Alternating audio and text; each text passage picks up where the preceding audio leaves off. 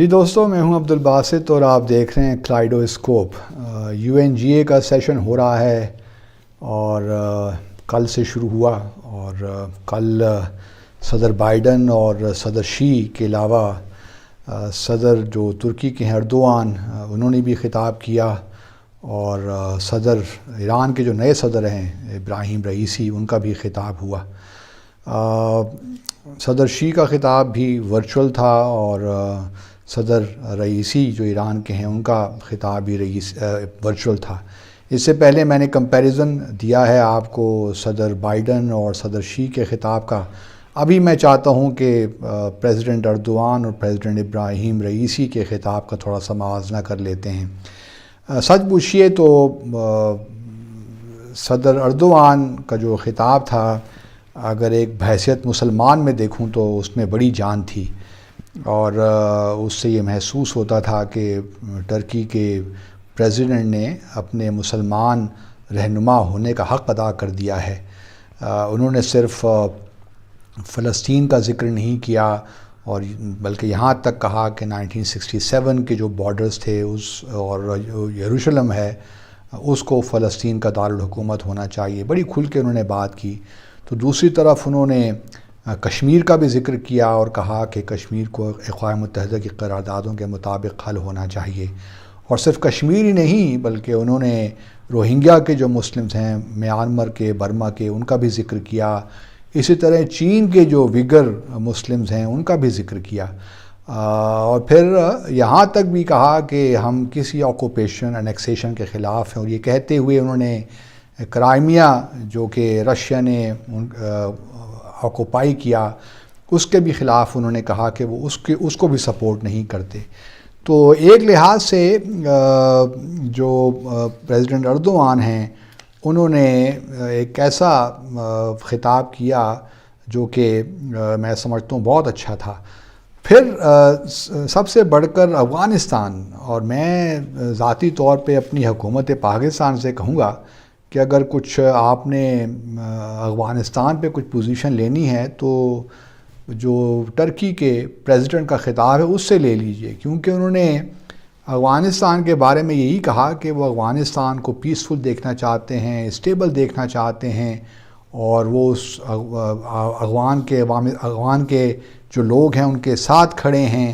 اور ساتھ میں انہوں نے تنقید بھی کی US پہ کہ جو ہمارا ایک سلسلہ ہے کہ ہم اپنے جو نظام ہے وہ دوسرے ممالک پہ تھوپنا چاہتے ہیں، اس کو بھی انہوں نے کرٹیسائز کیا، اور یہ کہا کہ افغانستان کے لوگوں کو اکیلا ہم نے نہیں چھوڑنا، اور یہ ہماری ایک ڈیوٹی ہے ٹورڈز افغانستان کہ ہم ان کے ساتھ کھڑے رہیں۔ اور انہوں نے کوئی بات نہیں کہی کہ انکلوسیو گورنمنٹ ہو یا کوئی براڈ بیس گورنمنٹ ہو، یا انہوں نے صرف یہ کہا کہ ہمیں افغانستان کے ساتھ کھڑا ہونا ہے، افغانستان کے لوگوں کے ساتھ کھڑا ہونا ہے۔ تو کشمیر سے لے کے افغانستان، اور افغانستان سے لے کے روہنگیا مسلمانوں تک سب کا ذکر انہوں نے کیا، اور بڑے اچھے انداز سے انہوں نے بھرپور انداز سے انہوں نے یہ معاملہ پیش کیا۔ دوسری طرف ایران کے صدر کا، چونکہ وہ حال ہی میں منتخب ہوئے ہیں اور پچھلے ماہ انہوں نے اپنا عہدہ سنبھالا ہے، تو یہ ان کا پہلا خطاب تھا، اور میں ذاتی طور پہ سمجھتا تھا کہ چونکہ ان کا یہ پہلا خطاب ہے، کیونکہ وہ خود نیو یارک نہیں گئے، انہوں نے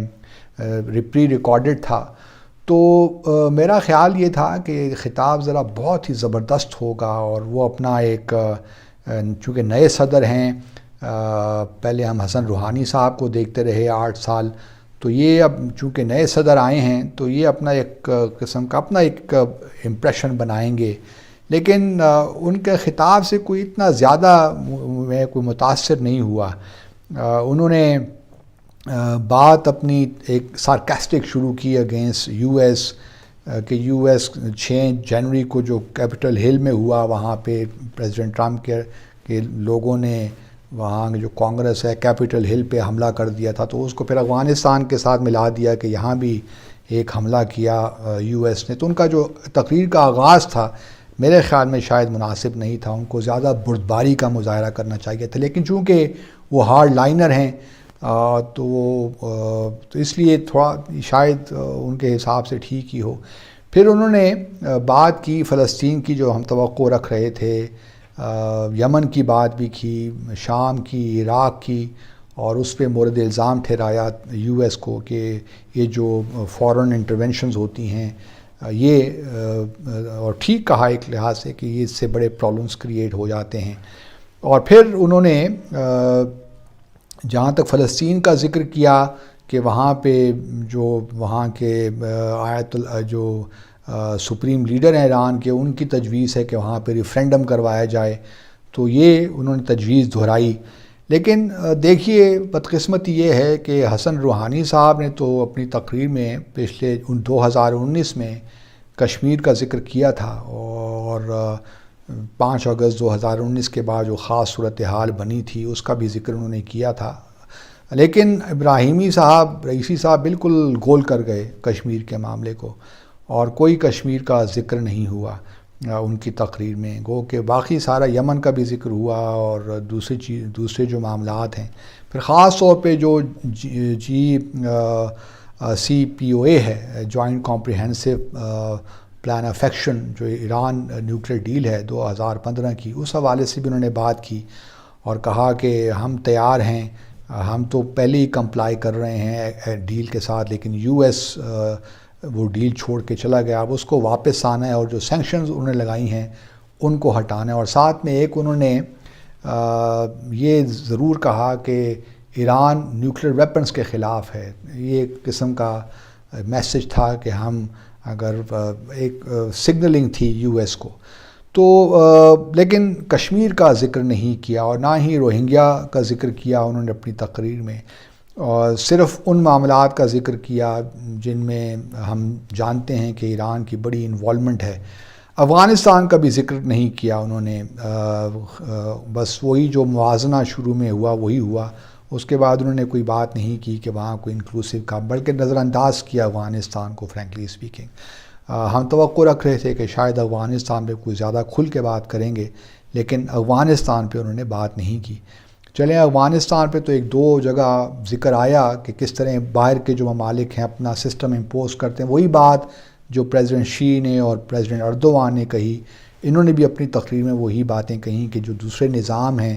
ان کو نہیں تھوپنا چاہیے دوسرے ممالک میں، اس کا ذکر کیا۔ پھر افغانستان کا اس کانٹیکس میں یمن کے ساتھ ذکر آیا اور دوسرے ممالک کے ساتھ۔ ٹھیک ہے، ہمارے کانٹیکس میں مجھے نہیں معلوم کہ ہم نے کتنی لابنگ کی نئی حکومت ہمارے، بلکہ وزیر اعظم کی ملاقات بھی ہوئی تھی پریزیڈنٹ ابراہیم رئیسی سے، ابھی میرے خیال میں ازبکستان میں شاید، جو ابھی یا تاجکستان ہے، مجھے اب صحیح یاد نہیں آ رہا، لیکن بہرحال وہاں پہ ملاقات ان کی ہوئی تھی۔ تو مجھے تھا کہ شاید پریزیڈنٹ ابراہیم رئیسی حسن روحانی صاحب کی جو تقریر ہے اس سے ہی کچھ پرانا لے کر کشمیر کا ذکر کر دیتے،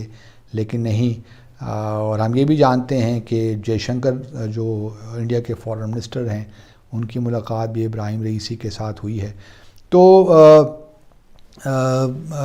یہ ہیں معاملات۔ دونوں تقاریر کا اگر آپ موازنہ کریں تو یقیناً پریزیڈنٹ اردوان کی جو تقریر ہے وہ ایک عالمی لیڈر کے، جو مسلمان لیڈر ہو سکتا ہے، ان کی تقریر تھی، اور انہوں نے ان تمام ایشوز کو کور کیا جو کہ کرنے چاہیے تھے۔ لیکن جو ہے پریزیڈنٹ رئیسی کی تقریر ہے، مجھے بہرحال انہوں نے کوئی اتنا امپریس نہیں کیا۔ میں یہ نہیں کہتا کہ انہوں نے مجھے مایوس کیا، بٹ امپریس نہیں کیا۔ آپ سب کا بہت شکریہ۔